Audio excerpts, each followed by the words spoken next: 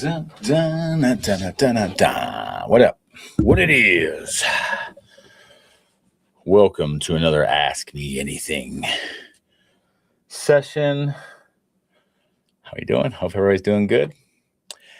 I will give everyone a chance to get logged in. Let me just say, let's make sure everything looks good. Looks good. All right, everybody. Hopefully it's live this time in public. Let's check it. Audience. All right, looks like we're live and in a full effect. Let's see. Okay, so good morning. I would love to help anyone with anything, really. We had a great conversation last night with folks about AI technology, how to do local marketing as far as owning the 5 or 10 or 20 mile radius around your home or office. And again, that depends on what area you're in. So the bigger metro market that you might be in, the smaller the radius you need to own, really. And for most individual agents, that zone is typically all you need. But yeah, fire away. What you got? Comments, concerns. Comments are best. Let's see. Let's show these on here. But yeah, I'm excited. We're doing a training this afternoon, 3 p.m. Mountain. The Wednesday is finally here. So every Wednesday between now and the end of open enrollment period, so the end of March, we'll be doing a live training session this afternoon. We're talking about running an appointment. We're talking about during AEP, during OEP, and rest of year, how to run appointment front to back, how to schedule, what to do between when you schedule and the appointment itself, how to run the appointment itself, how to do the presentation, how to educate properly while building a relationship, how to get referrals at the end. Yeah, all of the above. And so this afternoon is going to be all the sauce and all of the information that you would need to run an appointment like I do, which I think is what people want to do. But I guess that's probably why you would be tuning in. You need to register. The link to register is scrolling along the bottom. Okay, and the link that you see, mmfactory.pro/training sign up, that would just sign you up to receive notifications, the first notification for workshops, boot camps, Zooms, etc.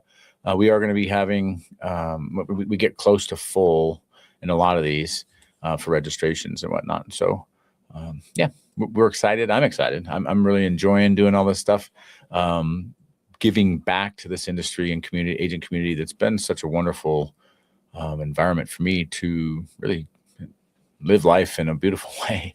And I would love to share that with anybody. So the world is your oyster. How can I help? Anybody, let me know. Otherwise, I'll just keep spitballing like I always do, coming up with different ideas to chat about. But the ideal way to do this would be like last night, where people are commenting questions and things that they would want to ask me. But let's see.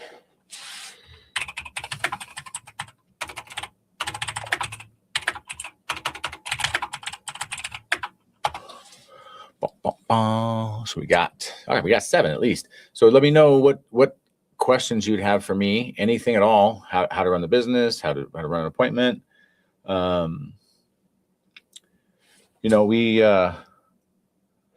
guess one thing I'll go with until if and when someone wants me to do something else, diagnosing before you prescribe. And so this is the analogies you want to use to help yourself understand what the mission is. One of them that I find very effective would be the transition from treating everything like you're the doctor, and so if you think of the last time you had, whether it was an injury or an illness, et cetera, and you went into the doctor's office, what was the process that they put you through in order to figure out what is your point of pain, what is the problem that's going on, and then what is the process they use to prescribe, right? At the end, they prescribe a solution for you, whether that's writing a prescription for medication, telling you to go get this test done, to get that test done, start this kind of treatment, physical therapy. Sometimes they'll tell you to change your diet, exercise, right? And so when we look at, diagnosing before you prescribe, too many times I see one of the mistakes that often agents will make is to try to find the solution before really identifying the problem and making an assumption of what the problem is. And so I think one of the biggest things I find during open enrollment period, especially, is going to be prescription drug issues. And that's been a bunch of conversations I've had in the last 2 weeks is centered around new coverage changes, whether that's for the low-income market, Medicare, Medicaid, and the significant changes they're experiencing where they're now having cost sharing involved with their medications where last few years they might have qualified to have no copays for their covered drugs.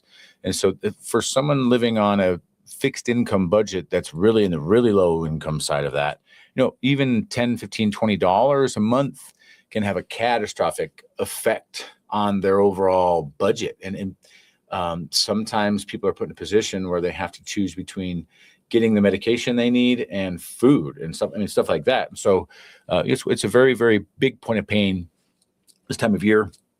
Network issues, that kind of thing. So that's what I'd be focused on right now. Biggest points of pain: doctor, network issues, prescription drug issues. You should be fishing. That would be the lure that I'd recommend using this time of year if you're looking to get referrals, is to go around not asking for referrals themselves, but asking for people to be on the lookout and to listen out for those points of pain. Let's see, what else can I give? Why most agents fail in the first 24 months? That's a good question.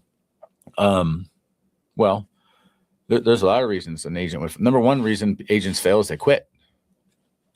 If you don't quit and you keep fighting with determination, you have a proper channel to follow, a path to follow, somebody else that's doing what you want to do on a level that you want to do it.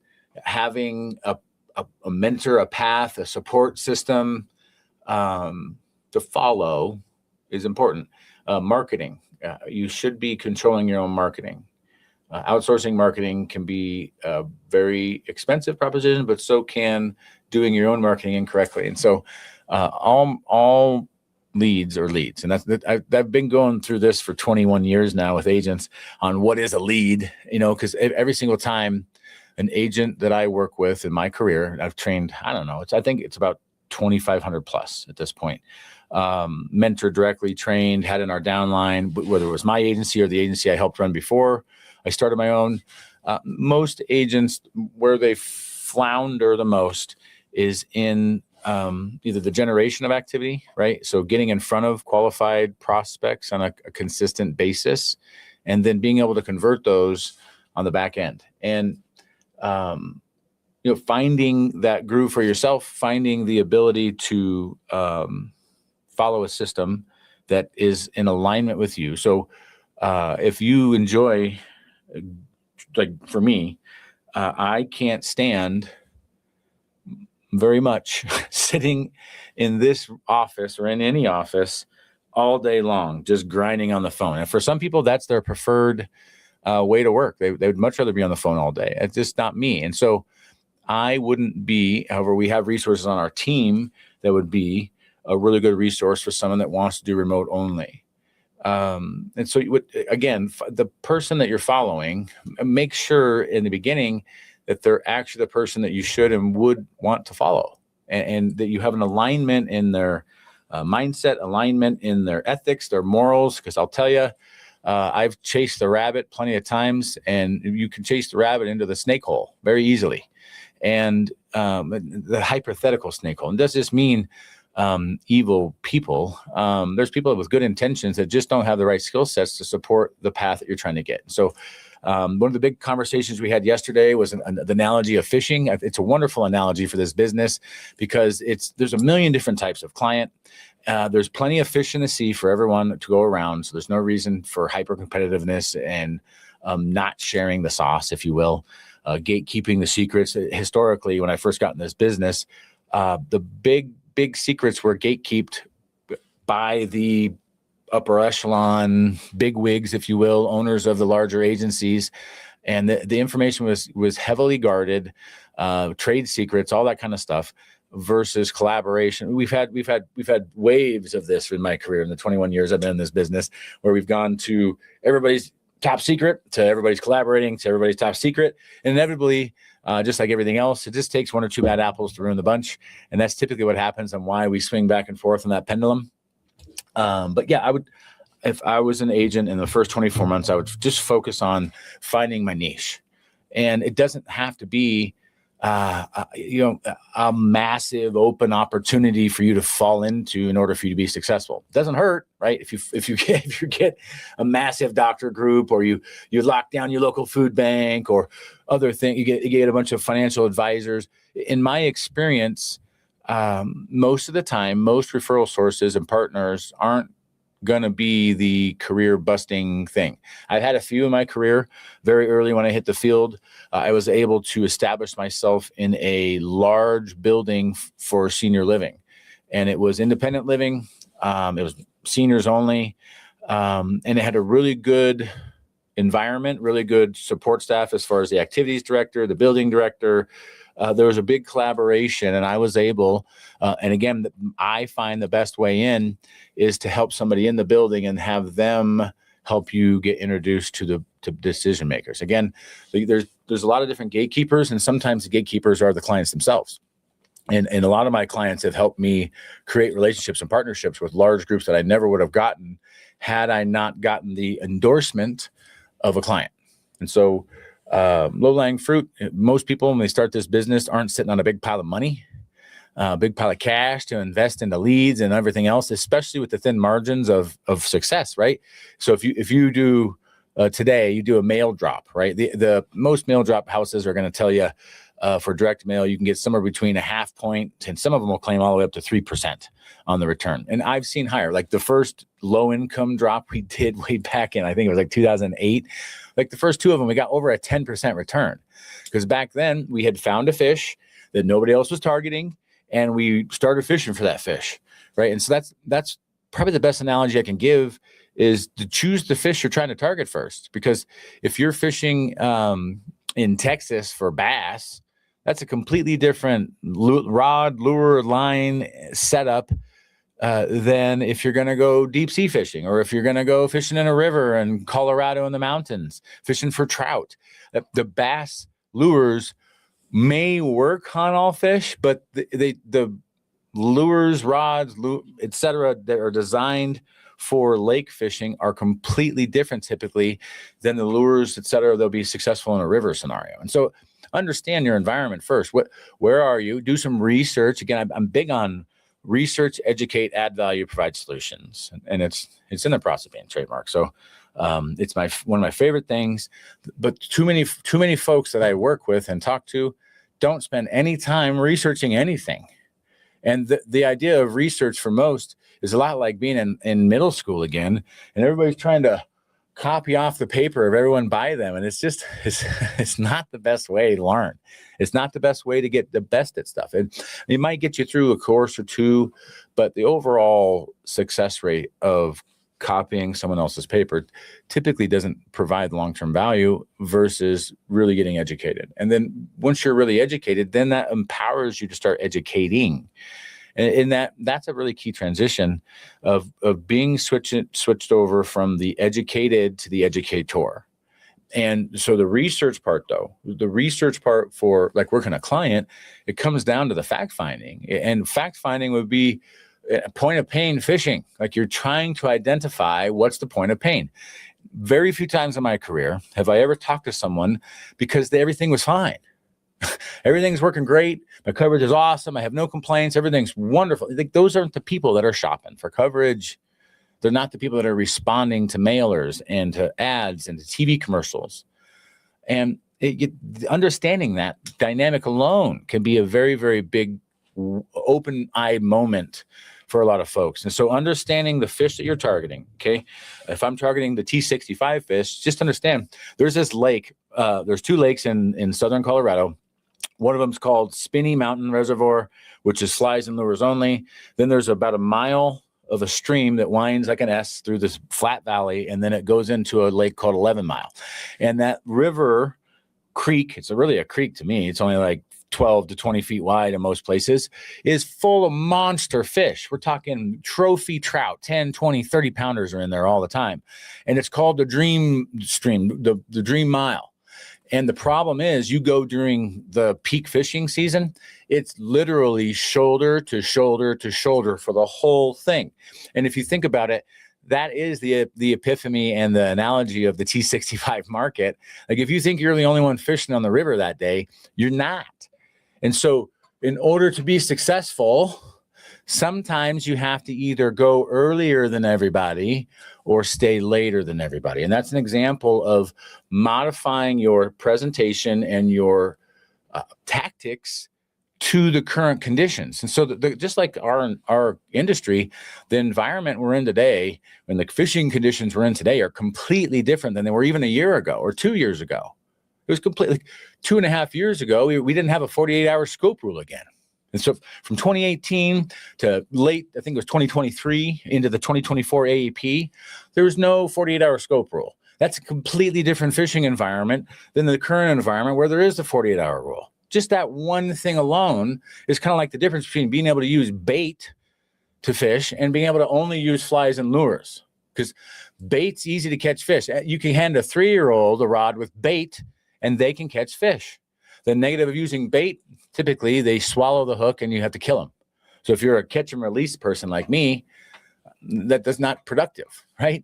But flies and lures only, which is the environment we're in now with the 48-hour rule scoop, you're going to find out who the real fishermen and women are. Who has the real talents to skills, because if you have to have a 48-hour cool-off period and you're not figuring out ways to game the system and live in the gray area. I hate the gray area. I wish there wasn't one, but it's the government. So they're always going to leave a loophole, right? And so, but the loophole is designed to protect the small percentage of the population that gets in a risk situation. So again, understanding the fish you're targeting, oftentimes, again, it's like choosing where on the dartboard you want the dart to be before just randomly throwing the dart. And so, I think that's probably the number one thing, maybe number two thing I see of why agents fail in the first 24 months of their career. Let me see if there's any other thing. Transitioning from street level producer agent to agency owner. Man, it's a lot bigger, harder transition than a lot give credit to. There's also a lot of organizations that are heavily built on the chassis of network marketing. And if any of you have ever had exposure to network marketing, multi-level marketing is all MM, right? MMM. That's also, or MLM, sorry. That chassis is rampant in the insurance world as well, because insurance, if you didn't notice, is MLM with a license. It's legalized MLM. And so when you look at that structure, it's recruit first, products and customer second. And if you end up in that model, it's very difficult. What it requires in that scenario is a system that is designed to recruit en masse. And any system designed to recruit en masse, I guarantee if you really look into the deep depths of how it works, it's a system that's designed to funnel money to the top of the pyramid. Is the one designing that structure to make, basically they're getting everybody else to recruit for them. That is the FMO structure today. For majority of the big agencies out there, there are exceptions, obviously, but the game is the money game, and the money game, it's a reverse funnel that funnels money to the top. Okay, and so if you're at the bottom of the pyramid, it's very, very important which channel you choose. Just like the river, it's very important which run the salmon chooses to make it up the river. Sometimes it's life or death in the decision. Same thing here. Sometimes it's life or death on who you choose to follow on whether or not you're going to succeed, and whether or not the system that you're jumping into is actually designed to help you, the individual agent, or if the system's designed to funnel activity, money, et cetera, to the top. And so just be wary, be cautious. I've learned the hard way, chasing and following the wrong folks before. And don't be afraid. Adjustments are painful, but that's all change. Change is always going to be painful. So anything else? If anyone has something I want me to talk about during this, let me know. Otherwise, I'll keep going through other questions I've had sent to me. Let's see. Yes, I guess that's right in the same alignment. But again, I guess I'll finish the thought. Street level producer to agency owner. I would not do that until you have enough residual income to cover your bills and then some, because you got to not only be able to cover your bills, knowing that if you take, it's kind of, again, I use the bike analogy, riding up a hill on a bike. If you get off your bike to help someone else ride their bike, you're going to lose momentum and you're going to have no production on your own pen. And for a lot of agents, that will stop revenue. And so if you don't have residual income built up enough to where you could pay your bills no problem and generate leads, enough leads for 3 to 5 agents, because what you don't want to do is one at a time. T65 mailers. When are you mailing and what type of mailer? At this point, the mailers that I would do is really twofold for me, but it depends on everybody else. For me personally, I do a mailer for inbound calls. Okay, so T65 mailers to generate inbound calls, customer initiated calls, not transfers. And then I would also be using mailers to advertise my seminars. Those are the 2 T65 mailers. As far as timing, it depends on you. Most agents can't afford a 6 to 12 month or more pipeline. What I mean by that is, for me personally, I like to get out. I want to get to them first, and I want to create the relationship before anybody else talks to them. So over the years, in the beginning of my career, that meant mailing 6 to 12 months out, because most people were mailing the pocket of 3 to 6 because they wanted people that are in the window, the IEP window, because they didn't have time, energy, and effort or enough residual income to wait for that pipeline to fill. Because if you start targeting 6 to 12 months out, at best, the most closest people to their birthday you're going to get are probably 3 months out from when they turn 65, or when their window opens, I should say. And for a lot of us, that's when the revenue comes back on our investment for doing the mail drops, et cetera. And so the farther out you can go, if you could get away with targeting 62-year-olds, that's where I would be. If you can get away with targeting 55-year-olds, so the ACA transition is a good one to focus on, to get ahead of the T65 curve. But yeah, if I'm targeting T65 directly, I would probably target 3 to 12 months out for most. And then those that have a bigger residual or bigger pile of money or credit, then you can target 12 to 18 months out. And again, the farther out you go, the less fishermen and women there are targeting the same fish you're after. And the less lures in the water, the less fishing pressure, the easier the fish are to catch. If anyone's ever been to like Canada or Alaska, some of these ponds, you could throw a stick in there with a hook on it and they'll bite it. But other places that have constant fishing pressure, it's very difficult to trick those fish. Just like some of these folks, by the time they hit their IEP window, they've already been pounded relentlessly for months and months and months by compliant, non-compliant, mail, email, phone calls, text messages, you name it, even door knockers. There's still some psychopath non-compliant door knockers out there. I hear about it all the time from clients. So yeah, I mean, so hopefully that answers. Type of mailer, postcard for me. I like oversized postcards. The reason I like postcards is you don't have to open them. I spent a long time spending a lot of time hand addressing and all these letters and early in my career, and it is effective. So if you can get a hold of a T65 list, one of my favorite methods is mailing them birthday cards. Mail them birthday cards. Very few people have the discipline and the willpower to not open a greeting card envelope. You can clearly tell as a greeting card if it has a hand addressed return address, hand addressed address, and also a stamp. If you do anything with the print, if you do anything with a postage meter, you're just going to reduce the chance of them reading it. What about T67? I don't do any T60. For me, all of my lead efforts go to the T65 market at this point. If I was a new agent, that would be different. I would be targeting all fish. And really, in the beginning of your career, you should be just like a little kid. My guess is any of you that learned to fish from your mom, dad, grandpa, uncle, whoever, they probably took you like bluegill fishing or something first. Something that bites a hook with no bait on it. Like I've caught plenty of bluegill in my life with no bait, just a hook. Okay, and that would be the microcosm of the low income market. People that are plan changers, they'll go after any phone call, any mailer, anything. I have a bunch of clients that are still in my book of business, and they still call me, even though I've educated them multiple times. Do not answer the phone. Do not respond. Do not. I think I got one right here. Somebody brought this thing in to me the other day. It's in my trash can. Any of this stuff that's blue and looks governmental. Man, yeah, those bluegill fish out there, they fall for it. So yeah, T67 you can do, but I would be working that more creatively than doing lead jobs. T67s is referrals and things like that, in my opinion. Great questions, Miss Sasha. Let's see if anyone else. Let me know if you have any others. Otherwise, I'll go into this other one I got in the list from a previous folks sending me messages. Birthday card. Put magnets and other useful little gifts. A birthday card. I used to put this big elaborate thing, and I still have a bunch of clients, you guys, from sending birthday cards. Now you have to be creative in the message because it's kind of weird, creepy, and awkward to receive a birthday card from somebody you don't know 5, 6, 7 months ahead of their birthday. I find the procrastinator crowds who I like to target most with the birthday cards. And so what I mean by procrastinator crowd is those that haven't done a jack squat or responded to jack squat until their actual IEP window opens up.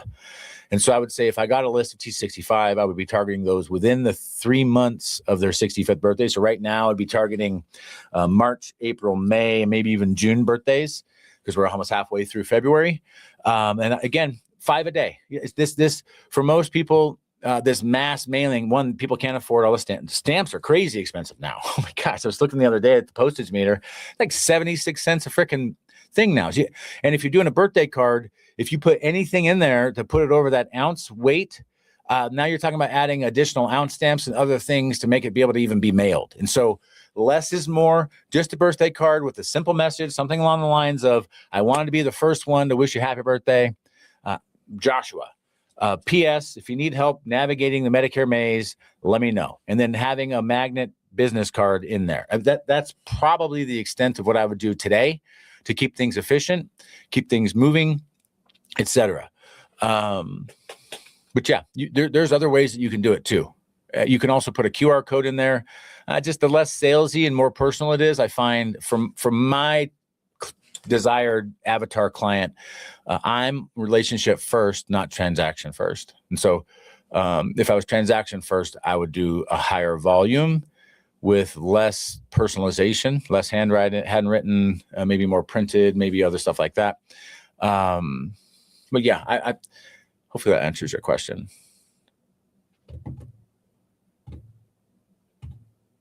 Let's see. How do I interview for culture, not just production? Yeah, I mean, that's a great question. Interviewing for culture. I mean, it sounds easy enough. If I were to do everything all over again, each place that I went to interview for a potential partnership, upline partner, if you will, I would start with the people that are already with them first, and not the ones they tout around. Right. So anytime you ask for like a list of references, like who, think about your life and who have you gone to get letters of reference? Most likely it's the people that know and like you. And I don't know if you'll get a true picture of what culture looks like, because outward appearance of culture, in my experience, has been very different than the actual experience of culture. And what you got to do is figure out how people treat others when no one's watching. I think that's the biggest key. Find out how people behave, act, and conduct themselves when no one's watching, when they think no one's watching, or when they think they don't have to, or they think they have leverage over you. Those are key things. So how would I interview for culture? Again, I would assimilate myself into the culture without necessarily making it known that that's what I'm doing. Let's see. Compliance. How are you handling compliance? So if you haven't noticed, there is a big crackdown right now on compliance. The carriers are definitely swinging the pendulum back to what my wheelhouse is, which is a high quality, high intent, high relationship business with wonderful follow-up in the back end, retention rates. They call it accretion rates, well in the high 90s. The higher your accretion rate, the more resources, support, and help you should get, not from your upline. Although that's starting to make the transition as the carriers shift focus, the uplines follow suit. But so the carrier reps, frankly, are oftentimes, especially for the average agent, they're exponentially more supportive and productive in helping you grow your business than most uplines ever will be, because their vested interest isn't in your production. Their vested interest is in the overall growth and health of the company they work for. And so I would start with my carrier reps. Compliance is the new competitive advantage. The more compliant you are, the more opportunity you're going to get. And the better viewed you're going to be by both the broker community as well as the insurance company community. And then it trickles down to the client community too. If you get known for doing the right thing every single time, treating everybody like family, that kind of thing, the notoriety, if you will, popularity of yourself goes through the roof, and for authentic reasons. So yeah, I would say compliance is now the new competitive advantage, and those that are able to use the negative as a positive is going to have the most success. So what I mean by that, rather than being, oh man, I have to get a 40-hour scope, it's thank goodness I have to get a 40-hour scope, because it protects you from all these nitwits and scam artists that don't want to wait. They try to figure out ways to push the envelope and just do crazy stuff. I've seen some crazy stuff out there, y'all. Some of the training I've been to has just blown my mind that these people still have an agency. It just really does. Let's see. Retention. How do you do retention? For me is a multi-touch, continuous process. The first year someone's a client of ours, they're going to get 73 touch points. Seems like a lot, but it's not really that many. And touch points don't have to be a phone call or a direct text message or a voicemail. Simple value, simple education, how to use your plan. You can do live trainings like this for a bunch of your clients, or you can do Looms, pre-recorded videos to show people how to register for portals, sign up for Silver Sneakers, search for doctors. You can automate some of your service, but I'd be very careful, because automating your service, customer service, trains them not to come to you. And so the best practice I found is nowadays they don't come to me, they come to my office staff. And I'm very, very open and honest up front. We have an open line of communication. And some of those touch points are the staff taking the baton of the relationship from me and just fostering and nurturing it. Again, the analogy I like to use is a seedling. And each relationship you build with a client starts out when you first meet them as a seedling. If it's a referral, it's kind of like going to Home Depot and buying the tree that's already 5 foot tall, where you're not growing it from seedling to 5 foot tall, which if you didn't know, there's a reason why they sell you those trees, because that's the hardest thing to do, is get a seed to sprout and then get that sprout to survive through the first few years until it grows up and to have enough roots to stand on its own. And so that's a perfect analogy for relationships in this business. Is somebody has to take the time to nurture it, and you can't just put it on autopilot.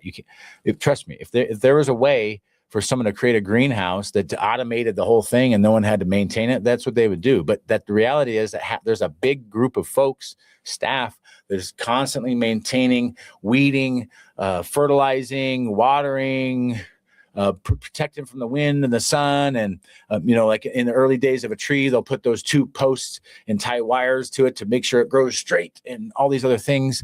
And that's what I would use as the analogy to how do I get client retention? Client retention comes from a relationship. So if you have a relationship, you have retention. If you don't have a relationship, if it's transactional, even if you have multiple products, tether that person, a relationship will beat transaction all day long when it comes to retention. Let's see. More compliance. Notes, documentation, protection. And so I whether you're doing face-to-face or phone, I recommend recording every single conversation, every single interaction for multiple reasons. One, it's a good CYA. Two, in this business, if like as an upline, as a trainer, as a coach, it's really hard. Like I coach 3rd grade girls basketball, which is a really good analogy for coaching agents that are herding cats. But the difference is I get to watch them practice and play. And so I'm able, as the 3 coaches that we have, we're able to give these girls live feedback on what they are doing right, what they aren't doing right, how to make adjustments. We can install offenses and defenses and other things. The weird thing about coaching and mentoring agents is, for the most part, most upline trainers, et cetera, mentors don't get to see you practice or play, especially if you're not recording your stuff. Like if you're recording all your calls, it's very easy. Then we just listen to your calls together, break down the tape, right? Just like a coach would break down the tape and find out what enhancements can you make, what subtractions can you make, what additions can you make to the process, how you're wording things, the transition, the timing, etc. And so recording everything protects your bootay, and it enables somebody that you want to mentor you or coach you or help you. Now they can actually do that. And if someone's not willing to listen to your calls with you, they're not really interested in your growth and development, frankly. Let's see. I got like 3-4 more minutes and I got to jump back off for today. Again, if you haven't registered, it's scrolling right here at the bottom of the screen. The USO2web.zoom.us, like I wish I could make that clickable. You're going to have to like write that down and go to that link. You can also sign up for the mmfactory.pro/training sign up and you would get notifications on this stuff. We're doing a live training this afternoon. Again, how to run an appointment. OEP, AEP, ROI. So if you don't know what ROI is, that's rest of year, which would be from April 1st through September 30th. So anyone else have anything? Otherwise, let's see. I got 1 or 2 more. Content. Education. How do you do education? Keep it simple. Just be consistent. One a day is fine. 1 a week's fine. But 1 a day is better, much better, because 1 a day helps you get a habit going. If you do something every day, it's way easier to maintain than doing something once a week. Because you're doing something once a week, you have 6 days of not doing it and 1 day of doing it. It gets real easy to take the habit to the other side when you do that. And I found that with working out. I either work out 7 days a week or I don't want to work out at all. That's me. I'm an all or nothing fella. You got to know your own personality. If you have the discipline to do once a week, God bless you. I don't. I don't know many people that do, but the feed is a mirror. What you want to do is a combination of showing people who you are, that you're authentic, that you're a real person, that you're fun and engaging and charismatic. Then don't just show the silver lining side of things. Don't just be all sunshine and rainbows. Like make sure people know about the trials and tribulations you go through when you have a bad day and that you're human and all these things. And more so, people are more interested in how you respond to adversity than they are of like everybody can be in a good mood when things are going well, right? And I'm a testament to this. I'm preaching to the choir, pot calling the kettle black. But one thing you'll know about me is I own it. I own me. I own my mistakes, my good, my bad, my ugly, everything in between. And that's important. So just remember with content, the idea is to be educational and entertaining, charismatic, follow trends, like watch other videos on TikTok or social media or whatever, find what's viral and how can I copy that, but make it about Medicare. That's my best advice I would give. Why does negative content get more views? Wow, I think that's just an example